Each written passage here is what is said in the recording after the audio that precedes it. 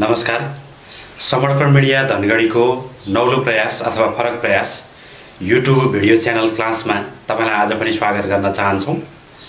समर्पण मिडिया धनगढीको यस YouTube channel मार्फत हामीले विगत केही समयदेखि लोकसेवा तयारीका लागि तथा युनिभर्सिटीमा अध्ययनरत विद्यार्थी साथीहरूका लागि उपयोगी हुने किसिमले विभिन्न शीर्षकमा विभिन्न विषयवस्तुहरू समेटेर युट्युब च्यानल मार्फत भिडियो क्लासहरू प्रस्तुत गरिरहेका छौँ र त्यसै सिलसिलामा आज हामी अर्को एउटा नौलो भिडियो लिएर यहाँहरूको साथमा उपस्थित भएका छौँ। आउनुस् आजको कक्षातर्फ लागौँ।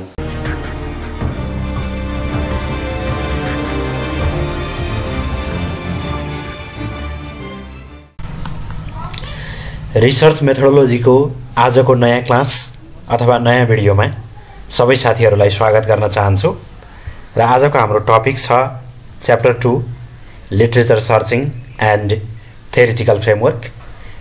यो टपिक अन्तर्गत हामीले पढ्ने पहिलो सब हेडिङ हो concept of literature review or literature survey. यो सब हेडिङबाट तपाईँ प्रश्न भइसक्नु भएको छ कि लिटरेचर रिभ्यू र लिटरेचर सर्वे भनेको एउटै कुरा हो। लिटरेचर रिभ्यू अथवा लिटरेचर सर्वे भनेको के हो भनेर छलफल गर्नुभन्दा अगाडि म यसलाई ब्रेक गर्न चाहन्छु।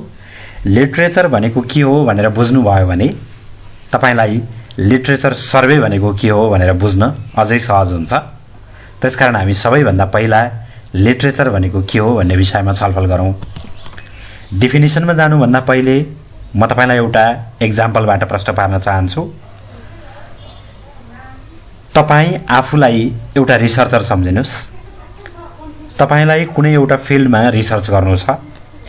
मानौ तपाईले रिसर्च गर्ने field commercial banks management in Nepal हो। Commercial banks management in Nepal भन्ने फिल्डमा पनि धेरैवटा रिसर्चका हेडिङहरू हुन्छन्। कमर्सियल बैंक म्यानेजमेन्ट भित्र गएर पनि तपाईले एसेट्स म्यानेजमेन्टको स्टडी गर्न सक्नुहुन्छ, प्रोफिटेबिलिटीको स्टडी गर्न सक्नुहुन्छ, लेन्डिङको स्टडी गर्न सक्नुहुन्छ, डिपोजिटको स्टडी गर्न सक्नुहुन्छ। त्यसकारण तपाईले रिसर्चको टपिक सेलेक्सन गरिसक्नु भएको छैन। फिल्ड र टपिक भनेको एउटै होइन। तपाईको रिसर्चको टपिक तपाईले अब सेलेक्सन गर्नुहुनेछ। खाली तपाईले अहिले मेरो रिसर्चको फिल्ड भनेको commercial banks management in Nepal हो भनेर तपाईले आफ्नो रिसर्चको फिल्ड मात्रै डिटरमाइन गर्नुभएको छ। त्यो भित्रको टपिक पनि सेलेक्सन भइसकेको छैन।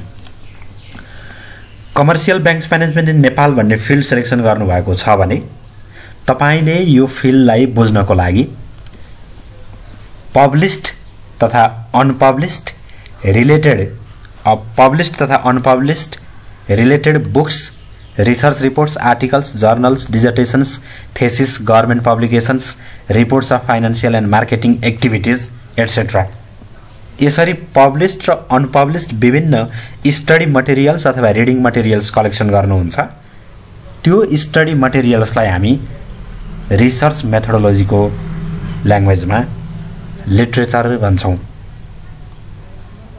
अझ एकपटक भन्छु, तपाईले जुन फिल्डमा रिसर्च गर्न गइरहनु भएको छ त्यो फिल्डसँग रिलेटेड प्रिभियस स्टडी मटेरियल्स त्यो पब्लिश पनि हुन सक्छ, अनपब्लिस्ड पनि हुन सक्छ। पब्लिस्ड अनपब्लिस्ड सबै मटेरियल्सहरूलाई, रिडिङ मटेरियल्सहरू, स्टडी मटेरियल्सहरूलाई एकैपटक एग्रिगेट फर्ममा भन्नु पर्यो भने लिटरेचर भनिन्छ। अब तपाईको फिल्ड भयो commercial banks management in Nepal. Commercial banks management in नेपालसँग रिलेटेड जति पनि पब्लिस्ड र अनपब्लिस्ड रिडिङ मटेरियलहरू छन् ती सबै रिडिङ मटेरियल भनेको तपाईको लागि लिटरेचर भयो। अब लिटरेचर रिभ्यू भनेको के हो? लिटरेचर रिभ्यू भनेको चाहिँ तपाईले यसरी आफूले रिसर्च गर्ने फिल्डसँग रिलेटेड लिटरेचर कलेक्सन गरिसकेपछि त्यो लिटरेचरको डिटेल स्टडी गर्नुहुन्छ, कम्प्रिहेन्सिभ स्टडी गर्नुहुन्छ र त्यो कम्प्रिहेन्सिभ स्टडीको आधारमा महत्त्वपूर्ण लागेका पोइन्ट्सहरूको समरी नोट बनाउनुहुन्छ। यसरी डिटेल स्टडी गर्दै समरी नोट्स बनाउने प्रक्रियालाई लिटरेचर रिभ्यू भनिन्छ। लिटरेचर भनेको रिडिङ मटेरियल्स, लिटरेचर रिभ्यू भनेको उक्त रिडिङ मटेरियल्स अथवा लिटरेचरको स्टडी। डेफिनेसनमा जानुस्। लिटरेचर रिभ्यू भनेको के हो?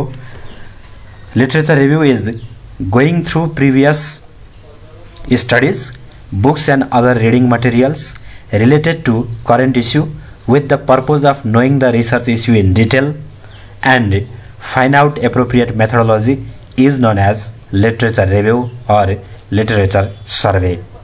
In literature review, the researchers make comprehensive study of available concerned documents and prepare summary notes of the study. र तपाईलाई सजिलोका लागि लिटरेचर भन्नाले प्रिभियस स्टडी मटेरियल्स यति मात्रै सम्झिनु भयो भने फर्दर डेफिनेसन तपाईले आफ्नै वर्डमा एक्सप्रेस गर्न पनि सक्नुहुन्छ, लेख्न पनि सक्नुहुन्छ। लिटरेचर भनेको प्रिभियस स्टडी मटेरियल्स हो। लिटरेचर रिभ्यू भनेको उक्त लिटरेचरको कम्प्रिहेन्सिभ स्टडी हो र यसरी कम्प्रिहेन्सिभ स्टडी गर्दै जाँदा तपाईले आफूलाई इम्पोर्टेन्ट लागेका पोइन्टहरुको समरी नोट्स पनि बनाउनुहुन्छ। र यसरी लिटरेचर भनेको के हो र लिटरेचर रिभ्यू भनेको के हो भन्ने विषयमा बुझिसकेपछि अब तपाईको मनमा एउटा जिज्ञासा हुन सक्छ, म एउटा रिसर्चर हुँ, commercial banks management in Nepal भन्ने फिल्डमा म रिसर्च गर्न जाँदै छु, त्योसँग रिलेटेड पब्लिश्ड र अनपब्लिश्ड रिडिङ मटेरियल्सहरु मैले कलेक्सन गरेको छु जसलाई लिटरेचर भनिन्छ। त्यो लिटरेचरको मैले डिटेल स्टडी गरेको छु, कम्प्रिहेन्सिभ स्टडी गरेको छु र त्यो स्टडीको आधारमा मैले समरी नोट्स पनि बनाएको छु। तपाईले यसरी इमेजिन गर्नु होला। र अब तपाईको मनमा जिज्ञासा के रहने भयो भन्दा मैले यी सबै मटेरियल्सहरु कलेक्सन किन गरिरहेछु र यी मटेरियल्सहरुको डिटेल इन डेप्थ र कम्प्रिहेन्सिभ स्टडी किन गरिरहेछु भन्ने विषयमा तपाई कन्फ्युज्ड हुनुहुन्छ भने अब बुझ्नुस्, तपाईले यो सबै काम किन गर्नु भएको हो भने तपाई जुन फिल्डमा रिसर्च गर्न गइरहनु भएको छ त्यो फिल्डको ब्याकग्राउन्ड तपाईलाई थाहा हुनुपर्छ, हिस्ट्री तपाईलाई थाहा हुनुपर्छ। तपाई भन्दा अगाडिका रिसर्चरहरूले त्यो फिल्डमा कुन टपिकमा के रिसर्च गरेका छन् र ती रिसर्चहरुको फाइन्डिङ के आएको छ, त्यो फाइन्डिङको आधारमा के थ्योरीहरु बिल्डअप भएका थिए, एक्जिस्टिङ थ्योरीहरु के छन्। रिसर्चर्सहरुले त्यो फिल्डमा रिसर्च गर्न चाहेर पनि रिसर्च गर्न नसकेको, समय नभएर रिसर्च गर्न नसकेको, रिसोर्स नभएर रिसर्च गर्न नसकेको अथवा इन्ट्रेस्ट नभएर रिसर्च गर्न नसकेको untouched area of study, commercial bank management भित्र पनि कसैले रिसर्च गर्न नसकेको एरिया, जस्तो कमर्शियल बैंक म्यानेजमेन्टमा एसेट्स म्यानेजमेन्टको स्टडी अगाडिका रिसर्चरहरूले गरेका छन्, लायबिलिटीज म्यानेजमेन्टको स्टडी गरेका छन्, पोर्टफोलियो म्यानेजमेन्टको स्टडी गरेका छन्, डिपोजिट एन्ड लेन्डिङ म्यानेजमेन्टको स्टडी गरेका छन्। तर स्ट्रेस टेस्टिङ के हो र कमर्शियल बैंकहरुमा स्ट्रेस टेस्टिङ कसरी गरिन्छ, किन गरिन्छ भन्ने विषयमा रिसर्च गरेको छैनन् भने त्यो तपाईको लागि के हो भन्दा अनटच्ड एरिया अफ स्टडी अथवा रिसर्च ग्याप भनिन्छ यसलाई रिसर्च मेथोडोलोजीको भाषामा। तपाईले अरूले टच नगरेको एरिया के हो त्यो कुरा थाहा पाउनु भयो भने तपाईको रिसर्च युनिक हुन्छ। यी सबै कुराहरु थाहा पाउनको लागि तपाईले लिटरेचर रिभ्यू गर्नु भएको हो। आफूभन्दा अगाडिका रिसर्चरहरूले डेटा कलेक्सन कसरी गरे, त्यसको लागि कुन टुल्सहरुको प्रयोग भयो, डेटाको एनालिसिस कसरी गरेका छन्, रिसर्च डिजाइन कसरी तयार पारेका थिए, रिसर्च फ्रेमवर्क कसरी डेभलप भएको थियो, रिसर्चमा कुन भेरिएबल्सहरुको प्रयोग भएको थियो, अब तपाईले के गर्दा ठीक हुन्छ भनेर यी सबै कुराहरुमा आफ्नो कन्सेप्ट क्लियर बनाउनको लागि रिसर्चरले लिटरेचर रिभ्यू गर्ने हो। तपाईले यी उद्देश्यहरु राखेर लिटरेचर रिभ्यू गर्नुहुन्छ। मैले यति भनिसकेपछि लिटरेचर रिभ्यू किन गरिन्छ, यसको इम्पोर्टेन्स के हो, पर्पज के हो, सिग्निफिकेन्स के हो भन्ने विषयमा तपाई आफै पनि क्लियर भइसक्नु भएको छ। Why to do literature review, literature review किन गर्ने, यसको महत्व के हो, उद्देश्य के हो। पहिलो point, to know the research previously conducted in the chosen field. मैले अघि तपाईलाई भनिसकेको छु कमर्शियल बैंक्स म्यानेजमेन्ट तपाईले चुज गरेको फिल्ड हो भने त्यो फिल्डमा आफूभन्दा अगाडिका रिसर्चरहरूले के काम गर्नु भएको छ, के रिसर्च गर्नु भएको छ भनेर तपाईले थाहा पाउनु जरुरी हुन्छ। त्यसैले यो फर्स्ट पोइन्टले भन्छ to know the research previously conducted in the chosen field. दोस्रो पोइन्ट हेर्नुस्, to identify the research gap, र यो पोइन्ट तपाईले नबिर्सिनु होला। रिसर्च ग्याप भन्नाले के बुझिन्छ? रिसर्च ग्याप भन्नाले तपाईले जुन फिल्डमा रिसर्च गर्न गइरहनु भएको छ त्यही फिल्डमा कुनै पनि रिसर्चरले रिसर्च नगरेको टपिक अथवा अनटच्ड एरिया, त्यो अनटच्ड एरियालाई रिसर्चमा रिसर्च ग्याप भनिन्छ। यदि त्यस्तो अनटच्ड एरिया छ भने तपाईले त्यो अनटच्ड एरियामा रिसर्च गर्नुभयो भने तपाईको रिसर्च बिल्कुल नयाँ हुन्छ। त्यसकारणले गर्दा तपाईको रिसर्चको भ्यालु बढ्न जान्छ। त्यसैले कुन इस्युमा अथवा कुन टपिकमा आफूभन्दा अगाडिका रिसर्चरहरूले रिसर्च गरेकै छैनन् भन्ने कुरा थाहा पाउनको लागि पनि तपाईले लिटरेचर रिभ्यू गर्नुपर्छ टु डेभलप थ्योरिटिकल फ्रेमवर्क। यहाँ सम्झिनु होला, लिटरेचर रिभ्यूको आधारमा हामी थ्योरिटिकल फ्रेमवर्क बनाउँछौँ, रिसर्च डिजाइन बनाउँछौँ। थ्योरिटिकल फ्रेमवर्क भनेको डिपेन्डेन्ट भेरिएबल र इन्डिपेन्डेन्ट भेरिएबलहरू बीचको रिलेसनशिपको प्रेजेन्टेसन हो। रिसर्चको स्टडी गर्दै गर्दा धेरै साथीहरू कन्फ्युज हुने पोइन्ट हो थ्योरिटिकल फ्रेमवर्क। थ्योरिटिकल फ्रेमवर्कको डिटेल हामी अर्को च्याप्टरमा पनि छलफल गर्छौँ, तर तपाईँ अहिले नै सम्झिनु होला, रिसर्चमा थ्योरिटिकल फ्रेमवर्क भन्नाले तपाईको रिसर्चमा रहेका डिपेन्डेन्ट र इन्डिपेन्डेन्ट भेरिएबलहरू बीचको रिलेसनशिपको प्रेजेन्टेसनलाई थ्योरिटिकल फ्रेमवर्क भनिन्छ। तपाईले लिटरेचर रिभ्यू गरिसकेपछि मेरो रिसर्चलाई एफेक्ट गर्ने भेरिएबल्सहरू यी हुन् भनेर भेरिएबल्सहरू फाइन्ड आउट गर्नुहुन्छ, डिपेन्डेन्ट भेरिएबल र इन्डिपेन्डेन्ट भेरिएबलहरू छुट्याउनुहुन्छ, अनि ती भेरिएबल्सहरूको बीचमा आपसमा कस्तो सम्बन्ध छ भनेर relationship between or among the variables define गर्नुहुन्छ र त्यो प्रेजेन्टेसनलाई हामी थ्योरिटिकल फ्रेमवर्क भन्छौँ। थ्योरिटिकल फ्रेमवर्कको आधारमा जहिले पनि हाइपोथेसिस डेभलप गरिन्छ। त्यसकारण यो सिक्वेन्स सम्झनु होला, लिटरेचर रिभ्यूको आधारमा थ्योरिटिकल फ्रेमवर्क बन्छ, लिटरेचर रिभ्यूको आधारमा थ्योरिटिकल फ्रेमवर्क बन्छ, थ्योरिटिकल फ्रेमवर्कको आधारमा हाइपोथेसिस बिल्डअप गरिन्छ। हाइपोथेसिस बिल्डअप गरिसकेपछि उक्त हाइपोथेसिसलाई टेस्ट गरेर रिसर्चको रिजल्ट फाइन्ड आउट गरिन्छ। फेरि एकपटक भन्छु, लिटरेचर रिभ्यूको आधारमा थ्योरिटिकल फ्रेमवर्क बिल्डअप गरिन्छ, थ्योरिटिकल फ्रेमवर्कको आधारमा हाइपोथेसिस डेभलप गरिन्छ, हाइपोथेसिसलाई टेस्ट गरेर हामी रिसर्चको फाइन्डिङ अथवा रिसर्चको रिजल्ट चाहिँ फाइन्ड आउट गर्छौँ। त्यसैगरी research design to develop research design, तपाईले आफ्नो रिसर्च डिजाइन गर्नको लागि पनि लिटरेचर रिभ्यू गर्नुपर्छ। रिसर्च डिजाइन भन्नाले तपाईले कन्डक्ट गर्न गइरहनु भएको रिसर्चलाई ओभरअल प्लानिङ गर्नु भनिएको हो।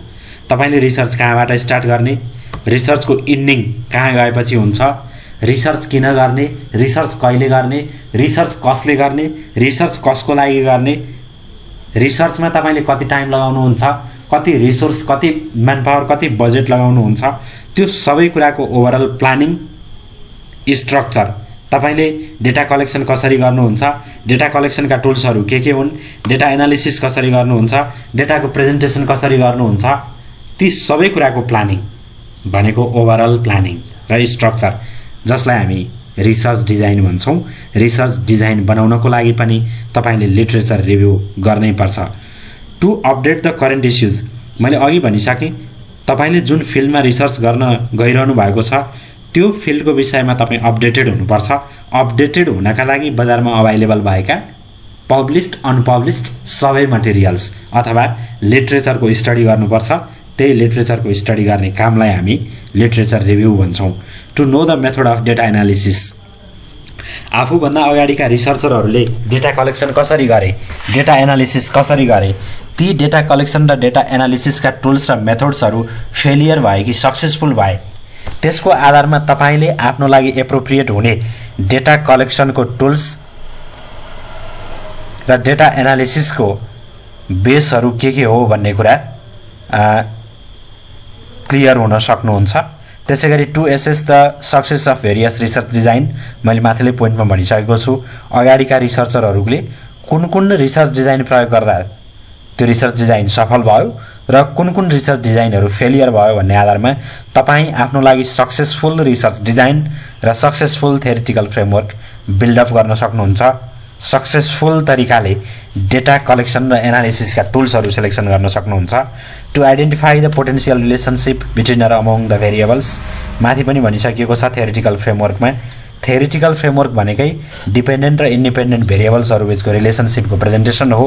त्यसको आधारमा हाइपोथेसिस बिल्डअप गरिन्छ र हाइपोथेसिस भनेको चाहिँ estimated relationship between are among dependent and independent variables हो। To help in development of hypothesis, यसले हाइपोथेसिस डेभलप गर्न सहयोग गर्छ। To identify the data sources that other researchers had used, र हामीभन्दा अगाडिका रिसर्चरहरूले डेटाको कुन कुन सोर्स प्रयोग गर्नुभएको थियो भन्ने कुरा थाहा पाउनको लागि पनि हामीले लिटरेचर रिभ्यू गर्नु जरुरी हुन्छ। र साथीहरू, यति छलफल गरिसकेपछि लिटरेचर के हो भन्ने विषयमा तपाईँ कन्फ्युज्ड हुनुहुन्न भन्ने कुरामा म विश्वस्त छु। लिटरेचर भन्नाले तपाईँ जुन फिल्डमा रिसर्च गर्न गइरहनु भएको छ त्यो फिल्डसँग रिलेटेड, त्यो फिल्डसँग रेलेभेन्ट जति पनि स्टडी मटेरियल्सहरू अभाइलेबल छन् ती सबै पब्लिस्ड र अनपब्लिस्ड मटेरियल्सहरूलाई लिटरेचर भनिन्छ।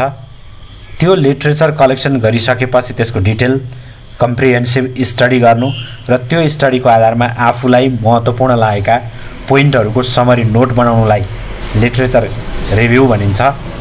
यसरी तपाईले लिटरेचर रिभ्यू गर्दा तपाईँ जुन फिल्डमा रिसर्च गर्न गइरहनु भएको छ त्यो फिल्डको बारेमा तपाईलाई ब्याकग्राउन्ड थाहा हुन्छ, हिस्ट्री थाहा हुन्छ, आफूभन्दा अगाडिका रिसर्चरहरूले गरेको रिसर्चहरू थाहा हुन्छ, रिसर्च ग्याप थाहा हुन्छ, थ्योरिटिकल फ्रेमवर्क डेभलप गर्न सक्नुहुन्छ, त्यसैगरी रिसर्च डिजाइन बनाउन सक्नुहुन्छ, करेन्ट इस्युहरू के छन् त्यो फिल्डमा आफूलाई अपडेटेड राख्न सक्नुहुन्छ, डेटा कलेक्सन र डेटा एनालिसिसका विभिन्न टुल्स र मेथोडोलोजी थाहा पाउन सक्नुहुन्छ, कुन चाहिँ रिसर्च डिजाइन सक्सेसफुल हुन सक्छ भनेर अगाडिका रिसर्चरहरूको रिसर्चबाट तपाईले नलेज गेन गर्न सक्नुहुन्छ, भेरिएबल्सहरू आइडेन्टिफाई गर्दै ती भेरिएबल्सहरूको बीचमा के रिलेसनशिप हुन्छ भनेर तपाईले थ्योरिटिकल फ्रेमवर्क र हाइपोथेसिस डेभलप गर्दै रिसर्च भेरिएबल्सहरूको रिलेसनशिप प्रेजेन्टेसन गर्न सक्नुहुन्छ र डेटाका विभिन्न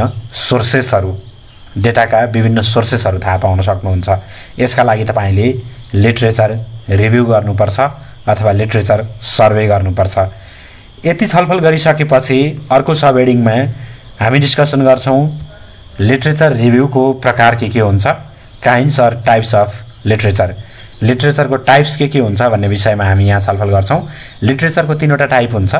प्राइमरी लिटरेचर भनेको अनपब्लिस्ड लिटरेचर भनेको के हो मैले माथि भनिसकेँ, बुक्स जर्नल्स सबै कुराहरू आउँछन् त्यसमा। त्यो मध्येमा अनपब्लिस्ड लिटरेचरलाई प्राइमरी लिटरेचर भनिन्छ, पब्लिस्ड लिटरेचरलाई सेकेन्डरी लिटरेचर भनिन्छ।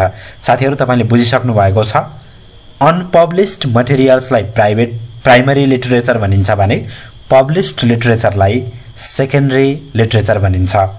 र त्यसैगरी टर्सियरी लिटरेचर भनेको चाहिँ तपाईले कुनै पनि सेकेन्डरी लिटरेचर पढ्दै जाँदा, सेकेन्डरी लिटरेचरको स्टडी गर्दै जाँदा कुनै कुरा बुझ्नु भएन र नबुझेको कुरा थाहा पाउनको लागि, नबुझेको कुराको विषयमा सर्च गर्नको लागि तपाईले डिक्सनरीको प्रयोग गर्नुभयो, साइटेसन क्याटलग्स अथवा इन्साइक्लोपिडिया हेर्नुभयो भने त्यसलाई टर्सियरी लिटरेचर भनिन्छ।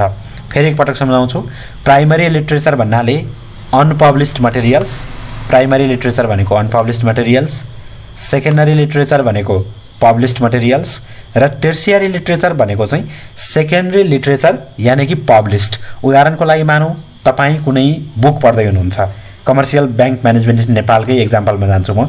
Commercial banks management in Nepal भन्ने फिल्डमा तपाईले सेकेन्डरी लिटरेचर अन्तर्गत कुनै एउटा पब्लिकेसनको पब्लिस्ड बुक पढिरहनु भएको छ। त्यो पब्लिस्ड बुक पढ्दै जाँदा एउटा कुनै डिफिकल्ट टर्मिनोलोजी आयो, जस्तो अघि माथि तपाईलाई मैले भनेकै एक्जाम्पल दिएँ, स्ट्रेस टेस्टिङ। कमर्सियल बैंक म्यानेजमेन्टमा स्ट्रेस टेस्टिङ भन्ने टर्मिनोलोजी आयो, तपाईले स्ट्रेस टेस्टिङ भनेको बुझ्नु भएन अनि त्यो बुक पढ्न छोडेर तपाईँ डिक्सनरीमा जानुभयो र डिक्सनरीबाट स्ट्रेस टेस्टिङ भनेको के हो भनेर त्यसको मिनिङ सर्च गर्नुभयो भने तपाईले डिक्सनरीको प्रयोग गर्नु भनेको चाहिँ टर्सियरी लिटरेचर हो। त्यसको अर्थ tertiary literature is gateway to secondary resource. Secondary resource बुझ्नको लागि टर्सियरी लिटरेचरको प्रयोग गरिन्छ, अथवा सेकेन्डरी लिटरेचरको अध्ययन गर्दै जाँदा कन्फ्युजन भएपछि त्यो कन्फ्युजनलाई हटाउनको लागि तपाईले गेटवेको रूपमा डिक्सनरीको प्रयोग गर्नुहुन्छ, साइटेसनको प्रयोग गर्नुहुन्छ, इन्साइक्लोपिडियाको प्रयोग गर्नुहुन्छ भने यस्ता डेटाबेस, पोर्टल्स र इन्साइक्लोपिडिया अथवा डिक्सनरीहरूलाई चाहिँ टर्सियरी लिटरेचर भनिन्छ। यसरी लिटरेचरको तीनवटा प्रकार हुन्छ, प्राइमरी, सेकेन्डरी र टर्सियरी। प्राइमरी, सेकेन्डरी र tertiary. Relation of literature to research. रिसर्चसँग लिटरेचरको के सम्बन्ध छ? हामीले अगाडि पनि भनिसक्यौँ, रिसर्चको बिगिनिङ भनेकै लिटरेचरबाट हुन्छ। तपाईले आफ्नो इन्ट्रेस्टको फिल्ड सिलेक्सन गर्नुहुन्छ, त्यो फिल्डसँग रिलेटेड मटेरियल कलेक्सन गर्नुहुन्छ, त्यो मटेरियल्सलाई हामी लिटरेचर भन्छौँ। अनि त्यो लिटरेचरको रिभ्यू अथवा स्टडी गर्दै तपाईले रिसर्च अगाडि बढाउनुहुन्छ भन्ने बित्तिकै लिटरेचरको रिसर्चसँग जहिले पनि महत्त्वपूर्ण सम्बन्ध हुन्छ अथवा रिसर्चको फाउन्डेसन भनेकै लिटरेचर हो। लिटरेचरकै आधारमा तपाईले रिसर्च गर्नुहुन्छ। उक्त फिल्डको अथवा उक्त टपिकको कन्सेप्ट बुझ्नको लागि, तपाईले टपिक सिलेक्सन गर्नको लागि, अघि माथि तपाईलाई मैले भनेको थिएँ फिल्ड र टपिक भनेको फरक कुरा हो, कन्फ्युजन नहुनु होला। यसमा कन्फ्युजन नहोस्। Commercial banks management in Nepal भनेको फिल्ड हो। Commercial banks management in Nepal भित्र गएर पनि lending portfolio management of commercial banks भन्नुभयो भने कमर्सियल ब्याङ्क्सहरूले लोन कसरी दिन्छन्, अब तपाईँ कमर्सियल ब्याङ्क भित्रको पनि लोनमा जानुभयो, त्यो भनेको चाहिँ तपाईको टपिक हो। अथवा risk management practices of commercial banks in Nepal, commercial bank भन्ने फिल्ड थियो, त्यो कमर्सियल ब्याङ्क भन्ने फिल्ड भित्र पनि गएर तपाईले रिस्क म्यानेजमेन्टको बारेमा मात्रै स्टडी गर्नुभयो भने त्यो रिस्क म्यानेजमेन्ट भनेको तपाईको के हो? टपिक हो। त्यसकारण टपिक सिलेक्सन गर्नको लागि लिटरेचर रिभ्यू गर्नुपर्छ। भेरिएबल्स आइडेन्टिफाई गर्नको लागि माथि हामीले भनिसक्यौँ, कन्सेप्चुअल फ्रेमवर्क। तपाईले थ्योरिटिकल फ्रेमवर्क डेभलप गर्नुहुन्छ, त्यो थ्योरिटिकल फ्रेमवर्कको आधारमा हाइपोथेसिस बिल्डअप गर्नुहुन्छ।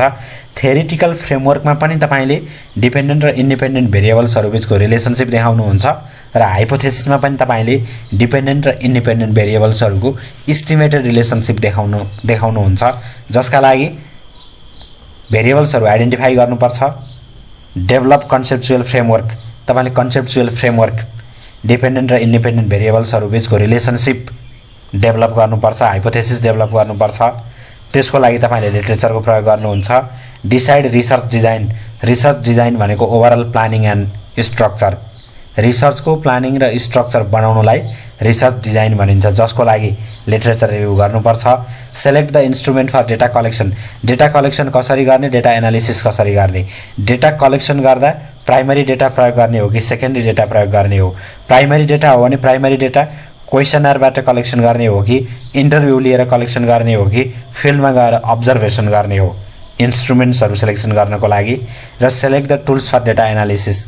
डेटा एनालिसिस गर्दा तपाईले विभिन्न स्ट्याटिस्टिकल, म्याथमेटिकल, फाइनान्सियल र अकाउन्टिङ टुल्सहरूबाट डेटाको एनालिसिस गर्न सक्नुहुन्छ। यी सबै कुराहरू गर्नको लागि तपाईले लिटरेचर रिभ्यू गर्नुपर्छ। त्यसकारण रिसर्चको फाउन्डेसन भनेकै लिटरेचर हो।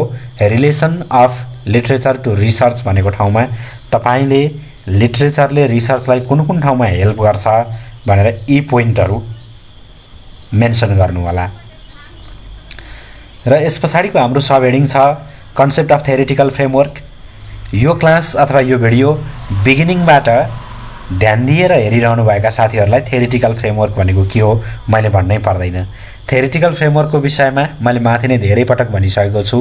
हामी कुन फिल्डमा रिसर्च गर्ने हो, फिल्ड सिलेक्सन गर्छौँ, मटेरियल्स कलेक्सन गर्छौँ जसलाई लिटरेचर भनिन्छ, लिटरेचर रिभ्यू गर्छौँ अथवा मटेरियल्सको स्टडी गर्छौँ। त्यो स्टडीको आधारमा हामीले हाम्रो रिसर्चमा प्रयोग हुने डिपेन्डेन्ट र इन्डिपेन्डेन्ट भेरिएबल्सहरू फाइन्ड आउट गर्छौँ र ती डिपेन्डेन्ट र इन्डिपेन्डेन्स भेरिएबलहरू बीचको प्रेजेन्टेसन भनेकै थ्योरिटिकल फ्रेमवर्क हो। त्यसकारण थ्योरिटिकल फ्रेमवर्क बनाउनको लागि पनि लिटरेचर रिभ्यू गर्नुपर्छ।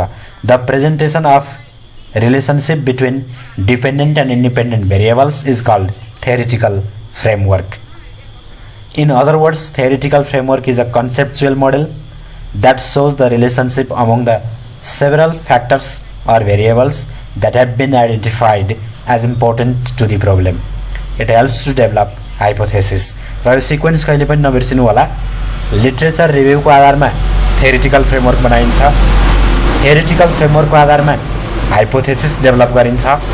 फेरि फर्स्टबाट भन्छु, लिटरेचर रिभ्यूको आधारमा थ्योरिटिकल फ्रेमवर्क बनाइन्छ। थ्योरिटिकल फ्रेमवर्कको आधारमा हाइपोथेसिस डेभलप गरिन्छ।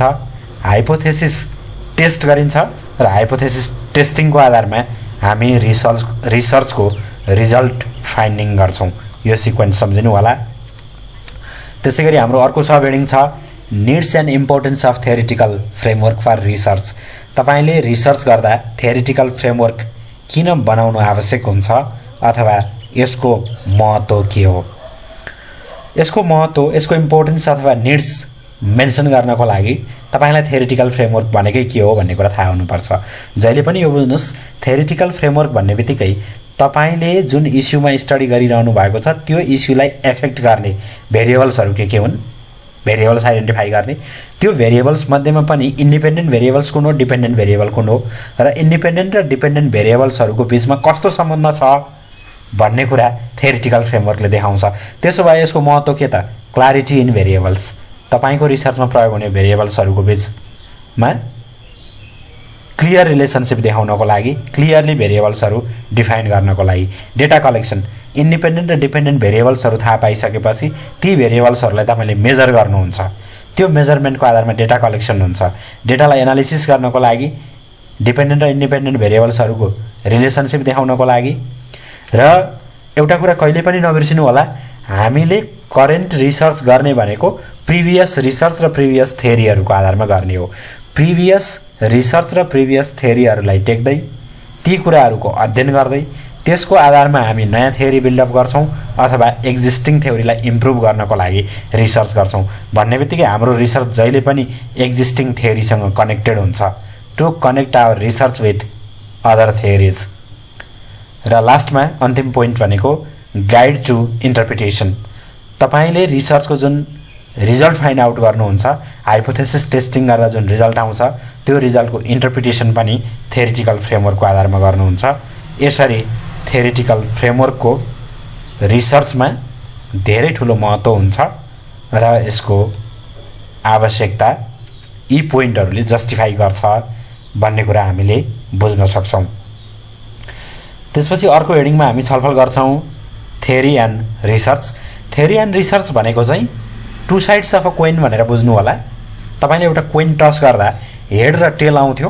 अब रिसर्चको स्टुडेन्ट भइसकेपछि चाहिँ तपाईले के भन्नु पर्यो भन्दा, अब हामीले कोइन टस गर्दा थ्योरी र रिसर्च आउँछ, हेड र टेल आउँदैन। एउटा साइडमा थ्योरी आउँछ, अर्को साइडमा रिसर्च आउँछ। भनेपछि यी दुईटा सँगसँगै आउने भए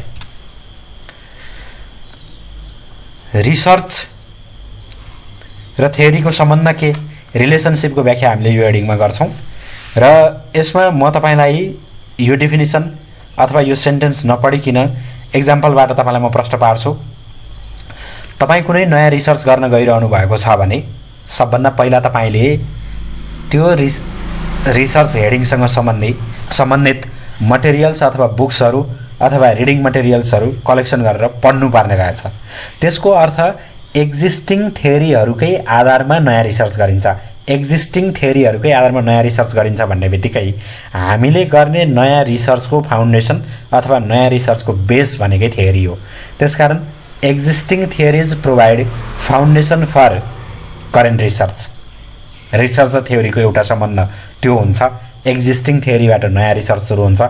फेरि हामीले जब नयाँ रिसर्च कम्प्लिट गर्छौँ, कम्प्लिट गरिसकेपछि हाम्रो रिसर्चको आधारमा हामी नयाँ थ्योरी बिल्डअप गर्छौँ भनेपछि again new research gives birth to a new theory. भन्ने बित्तिकै रिसर्च थ्योरीकै आधारमा हुन्छ, थ्योरी रिसर्चकै आधारमा जन्मिन्छ।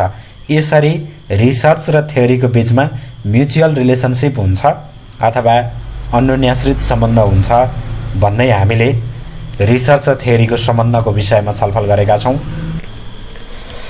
र साथीहरू, यति बेला तपाईले यो चार्ट देखिरहनु भएको छ, इन्डक्टिभ रिजनिङ र डिडक्टिभ रिजनिङ भनेर देखाइएको छ। तपाईलाई सम्झिन सजिलो होस् भन्नको लागि म यहाँ दुईवटा शब्द प्रयोग गर्छु।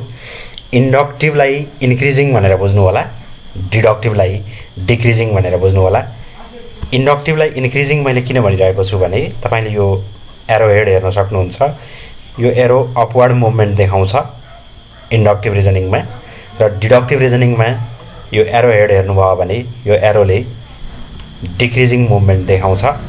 त्यसकारण इन्डक्टिभ रिजनिङलाई इन्क्रिजिङ मुभमेन्ट भनेर सम्झिनु होला र डिडक्टिभ रिजनिङलाई डिक्रिजिङ प्याटर्न भनेर बुझ्नुभयो भने तपाईलाई सम्झिन सजिलो हुन्छ भन्नको लागि मैले यी शब्दहरूको प्रयोग गरेको हुँ। र तपाईलाई म एउटा उदाहरणबाट बुझाउँछु। तपाई एक रिसर्चर हुनुहुन्छ र उदाहरणको लागि मानौँ तपाईले आजसम्म गाई देख्नु भएको छैन। तपाईले गाई देख्नुभयो, त्यो अब्जर्भेसन हो। गाईको 2 वटा सिङ थियो अथवा मानौँ गाईको 4 वटा खुट्टा थियो। तपाईले गाईको 4 वटा खुट्टा देखिसकेपछि तपाईलाई के लाग्यो? म यही विषयमा रिसर्च गर्छु भन्ने लाग्यो। तपाईले अर्को गाई खोज्नुभयो, 4 वटै खुट्टा थियो, त्यो भनेको प्याटर्न मिल्यो। फेरि अर्को गाई खोज्नुभयो, 4 वटै खुट्टा थियो, प्याटर्न मिल्यो। यसरी अब्जर्भेसन गर्दै प्याटर्न फाइन्ड आउट गर्दै टेन्टेटिभ हाइपोथेसिस बनाइन्छ र त्यो हाइपोथेसिस टेस्ट गरेर नयाँ थ्योरी बनाइन्छ भने त्यसलाई इन्डक्टिभ रिजनिङ भनिन्छ। गाईको 4 वटा खुट्टा देख्नुभयो, त्यसैमा रिसर्च गर्न मन लाग्यो, अर्को गाई खोज्नुभयो, 4 वटै खुट्टा थियो, अर्को गाई खोज्नुभयो, 4 वटै खुट्टा थियो, अर्को गाई खोज्नुभयो, 4 वटै खुट्टा थियो। प्याटर्न अब्जर्भेसनबाट प्याटर्न पत्ता लगाउनु भयो। त्यो प्याटर्नको आधारमा तपाईले हाइपोथेसिस बनाउनु भयो। A cow has 4 legs, a cow does not have 4 legs। Hypothesis 2 वटा बनाइन्छ, नल हाइपोथेसिस र अल्टरनेटिभ हाइपोथेसिस। र तपाईले टेस्ट गरिसकेपछि a cow has 4 legs true हुन पनि सक्छ, a cow does not have 4 legs true हुन पनि सक्छ। यी 2 वटा हाइपोथेसिस मध्ये कुनै हाइपोथेसिस ट्रू र कुनै हाइपोथेसिस फल्स हुन्छ।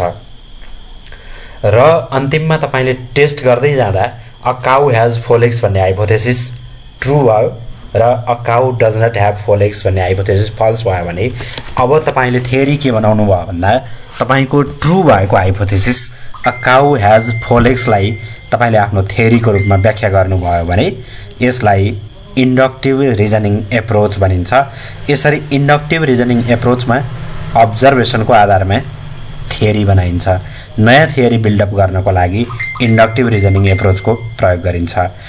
त्यसैगरी डिडक्टिभ रिजनिङ एप्रोच भनेको त्यसको ठ्याक्कै अपोजिट। तपाईले कुनै मान्छेको थ्योरी पढ्नुभयो, कुनै रिसर्चरले आफ्नो थ्योरीमा लेखेको थियो अ काउ हैज 4 legs। तपाईलाई शंका लाग्यो, त्यो गाईको 4 वटै खुट्टा हुन्छ त? तपाईले गाई देख्नु भएको थिएन। अनि त्यसको आधारमा तपाईले हाइपोथेसिस बनाउनु भयो a cow has 4 legs, a cow does not have 4 legs।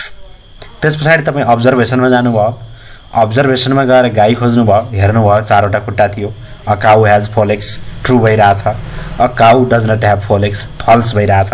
फेरि तपाईले अर्को गाई खोज्नुभयो, 4 वटै खुट्टा थियो, अर्को गाई खोज्नुभयो, 4 वटै खुट्टा थियो भनेपछि तपाईको null hypothesis a cow has 4 legs true हुन जान्छ र a cow does not have 4 legs false हुन जान्छ। यसरी तपाईले पढेको theory a cow has 4 legs नै ट्रू थियो भनेर तपाईले थ्योरीलाई कन्फर्म गर्नुभयो। यसरी एक्जिस्टिङ थ्योरी करेक्ट छ वा इनकरेक्ट छ अथवा भ्यालिड हो वा इनभ्यालिड हो भनेर तपाईले रिसर्च गर्नुभयो भने डिडक्टिभ रिजनिङको प्रयोग हुन्छ र आफैले अब्जर्भेसन गरेर प्याटर्नबाट डेटा कलेक्सन गर्दै हाइपोथेसिस बिल्डअप गरेर नयाँ थ्योरी बनाउनु भयो भने त्यसको लागि इन्डक्टिभ रिजनिङ एप्रोच प्रयोग हुन्छ। अब तपाईलाई म डेफिनेसन देखाउँछु। डिडक्टिभ रिजनिङ भनेको डिक्रिजिङ एरो। तपाईले सम्झिरहनु भयो होला। Confirmation of validity of an existing theory, भइराखेको थ्योरी ट्रू हो अथवा फल्स हो भनेर भ्यालिडिटी कन्फर्मेसन गर्ने। A deductive approach is aimed at testing an existing theory. तपाईले existing theory टेस्ट गर्ने हो। It moves from a theory to observation for the confirmation of its validity or its amendment. र हामी अघि जुन table जुन chart हेर्यौं त्यो चार्टमै हेरेको कुरा तपाईले यसरी यो एरोमा पनि देखाउन सक्नुहुन्छ। सेम प्रोसेस हो। डिडक्टिभ रिजनिङमा थ्योरीबाट बिगिनिङ गरिन्छ, हाइपोथेसिस बिल्डअप गरिन्छ, अब्जर्भेसन र डेटा कलेक्सन गरिन्छ र confirmation or amendment of theory भनेको तपाईले त्यो थ्योरी कन्फर्म हो अथवा डिस्कन्फर्म हो भने तपाईले त्यो थ्योरीमा सुधार गर्न सक्नुहुन्छ। यसरी भइराखेको थ्योरीको भ्यालिडिटी टेस्ट गर्नको लागि डिडक्टिभ रिजनिङ एप्रोच प्रयोग गरिन्छ भने त्यसको अपोजिट इन्डक्टिभ रिजनिङ एप्रोच भनेको अब्जर्भेसनबाट नयाँ थियोरी बिल्डअप गर्नको लागि। इन्डक्टिभ रिजनिङ एप्रोच भनेको development of a new theory and inductive approach is concern with development of new theory emerging from the data collection through observation. Just opposite to deductive reasoning, it moves from observation to development of a new theory. यसमा observation गरिन्छ, pattern अथवा trend identify गरिन्छ। यहाँ spelling TREND भएको छ, TREND, trend, formulate hypothesis and develop theory. यसरी हामीले रिसर्चको दुईवटा एप्रोच हुन्छ, इन्डक्टिभ रिजनिङ र डिडक्टिभ रिजनिङ भनेर मैले तपाईलाई एप्रोचहरूको व्याख्या गरेको छु र फेरि एकपटक तपाईलाई म यो फिगर देखाउँछु, कन्फ्युज नहुनु होला। इन्डक्टिभ रिजनिङ भनेको अब्जर्भेसन, प्याटर्न, हाइपोथेसिस हुँदै थियोरी बिल्डअप गर्ने। तपाईले आफूले नयाँ थियोरी बनाउने हो। अहिलेको एक्जाम्पल सम्झिनु होला। गाईको 4वटा खुट्टा देख्नुभयो, धेरैवटा गाई खोज्दै जानुभयो, प्याटर्न कन्फर्म गर्नुभयो, त्यो प्याटर्नको आधारमा हाइपोथेसिस बिल्डअप गर्नुभयो र अ काउ हेज 4 लेग्स भनेर तपाईले नयाँ थियोरी बिल्डअप गर्नुभयो भने inductive reasoning approach. Inductive reasoning approach प्रयोग गरेपछि जहिले पनि नयाँ थ्योरी बिल्डअप हुन्छ। र डिडक्टिभ रिजनिङ एप्रोच भनेको चाहिँ तपाईले अरू कसैको थियोरी पढ्नुभयो। अहिलेको एक्जाम्पल सम्झिनु होला। अ काउ हेज 4 लेग्स भनेर तपाईले अरू कसैको थियोरी पढ्नुभयो। त्यो थियोरी पढिसकेपछि तपाईलाई टेस्ट गर्न मन लाग्यो हो कि होइन भनेर हाइपोथेसिस बनाउनु भयो, अब्जर्भेसन गर्नुभयो, हरेक गाईका 4वटै खुट्टा थिए, तपाईले पढेको थियोरी करेक्ट छ भनेर तपाईले कन्फर्मेसन गरिदिनु भयो, द थियोरी इज करेक्ट भनेर कन्फर्म गर्नुभयो भने यसलाई डिडक्टिभ रिजनिङ भनिन्छ। यसरी रिसर्चको दुईवटा एप्रोचहरू हुन्छन् र टु बी कन्टिन्यू तपाईले देखिसक्नु भएको छ। आजको क्लास हामी यही समापन गर्छौं र अर्को भिडियोमा हामी यो च्याप्टर कम्प्लिट गर्नेछौं। अन्त्यमा म तपाईलाई हामीले यहाँबाट कुन कुन सब हेडिङहरू छलफल गर्यौं भन्ने कुरा सम्झाउँछु। टाइप्स अफ लिटरेचर अथवा काइन्ड्स अफ लिटरेचरमा लिटरेचरको 3वटा टाइप हुन्छ भनेका छौं। सबैभन्दा पहिलो प्राइमरी लिटरेचर भनेको अनपब्लिस्ड, सेकेन्डरी लिटरेचर भनेको पब्लिस्ड र टर्सियरी लिटरेचर भनेको चाहिँ सेकेन्डरी लिटरेचर पढ्दै जाँदा कन्फ्युजन भयो भने त्यो कन्फ्युजन हटाउनको लागि इन्साइक्लोपेडिया, डिक्सनरी, साइटेसन जस्ता कुराहरू प्रयोग गरिन्छ भने त्यसलाई टर्सियरी लिटरेचर भनिन्छ। कन्फ्युज नहुनु होला। लिटरेचर भन्ने बित्तिकै पब्लिस्ड, अनपब्लिस्ड सबै मटेरियल्सहरू पर्छ, जसमध्येमा प्राइमरी लिटरेचर भनेको अनपब्लिस्ड मटेरियल्स, सेकेन्डरी लिटरेचर भनेको पब्लिस्ड मटेरियल्स र सेकेन्डरी लिटरेचर अथवा पब्लिस्ड मटेरियल मानौ तपाईले कुनै बुक पढ्दै गइरहनु भएको छ, बुकमा तपाईले कुनै एउटा डिफिकल्ट कुरा भेट्नुभयो। उदाहरणको लागि तपाईले स्टेरियोटाइपिङ भन्ने वर्ड भेट्नुभयो। स्टेरियोटाइपिङको मिनिङ तपाईलाई थाहा थिएन र त्यो मिनिङ सर्च गर्नका लागि तपाईले डिक्सनरीको प्रयोग गर्नुभयो भने यो डिक्सनरीमा तपाईले स्टेरियोटाइपिङको मिनिङ सर्च गर्नुलाई टर्सियरी लिटरेचर भनिन्छ। त्यसकारण सेकेन्डरी लिटरेचर पढ्दै जाँदा कन्फ्युजन भएका कुराहरू डिक्सनरीमा, इन्साइक्लोपेडियामा हेरिन्छ रेफरेन्सको रूपमा, जसलाई टर्सियरी लिटरेचर भनिन्छ। यो तपाईले बुझिसक्नु भएको छ। यस relation of literature to research भन्ने हेडिङमा हामीले रिसर्चसँग लिटरेचरको के सम्बन्ध हुन्छ भन्ने विषयमा छलफल गरेका छौं र यी पोइन्टहरूको व्याख्या मैले अगाडि नै गरिसकेको छु। थ्योरिटिकल फ्रेमवर्क भनेको डिपेन्डेन्ट र इन्डिपेन्डेन्ट भेरिएबल्सहरूको रिलेसनशिपको प्रेजेन्टेसन हो भनेर मैले अगाडि नै व्याख्या गरिसकेको छु र तपाईलाई मैले धेरै पटक सम्झाएको छु। लिटरेचर रिभ्यू गरिन्छ, त्यसको आधारमा थ्योरिटिकल फ्रेमवर्क बन्छ, थ्योरिटिकल फ्रेमवर्कको आधारमा हाइपोथेसिस बन्छ, हाइपोथेसिसलाई टेस्ट गरिसकेपछि हाम्रो रिसर्चको रिजल्ट आउँछ अथवा हाम्रो रिसर्चको फाइन्डिङ आउँछ भन्ने कुरा हामीले गरेका छौं। थ्योरिटिकल फ्रेमवर्कको महत्त्व के हो, यसको आवश्यकता किन पर्छ भन्ने कुरा हामीले यहाँ छलफल गर्यौं र थ्योरी एन्ड रिसर्च भन्ने हेडिङमा हामीले थ्योरी र रिसर्चको कस्तो सम्बन्ध हुन्छ भन्ने विषयमा छलफल गरेका थियौं र यहाँ हामीले समरीमा के भन्यौं भने एक्जिस्टिङ थ्योरीकै आधारमा नयाँ रिसर्च गरिन्छ, नयाँ रिसर्चको आधारमा फेरि नयाँ थ्योरी बन्छ भनेपछि रिसर्चको आधारमा थ्योरी, थ्योरीको आधारमा रिसर्च, यो दुईटाको बीचमा म्युचुअल रिलेसनशिप हुन्छ भन्ने विषयमा हामीले छलफल गरेका छौं र अन्तिम हेडिङमा हामीले रिसर्च एप्रोचको व्याख्या गर्यौं। रिसर्च एप्रोच अन्तर्गत हामीसँग दुईवटा एप्रोचहरू छन्, डिडक्टिभ र inductive reasoning, deductive reasoning approach र inductive reasoning approach. Inductive reasoning approach भनेको observation, data collection, pattern, tentative hypothesis हुँदै नयाँ थियरी बिल्डअप गर्ने। त्यसकारण डेभलपमेन्ट अफ न्यू थियरी, तपाईले नयाँ थियरी बनाउनको लागि इन्डक्टिभ रिजनिङ प्रयोग गर्नुहुन्छ भने अरु कुनै रिसर्चरको थियरी ट्रू हो अथवा फल्स हो भन्ने कुरा कन्फर्म गर्नको लागि, भ्यालिडिटी टेस्ट गर्नको लागि डिडक्टिभ रिजनिङ एप्रोच प्रयोग गर्नुहुन्छ भन्नेसम्मको कुरा आजको क्लासमा गरेका छौं। आजको हाम्रो भिडियो क्लास हेरिसकेपछि तपाईको मनमा भएका सल्लाह सुझाव र प्रतिक्रियाहरू हामीलाई प्रदान गर्नको लागि कमेन्ट बक्स अथवा स्क्रिनमा देखाइएको हाम्रो इमेल आइडीको प्रयोग गर्न सक्नुहुनेछ। यदि तपाईले अझै पनि हाम्रो च्यानल सब्स्क्राइब गर्नुभएको छैन भने सब्स्क्राइब गर्न नभुल्नु होला अनि यो भिडियोलाई लाइक, शेयर र कमेन्ट गर्न नभुल्नु होला भन्दै आजको क्लासबाट छुट्टिन्छौं। अर्को क्लासमा फेरि भेट हुनेछ। हवस् त, नमस्ते।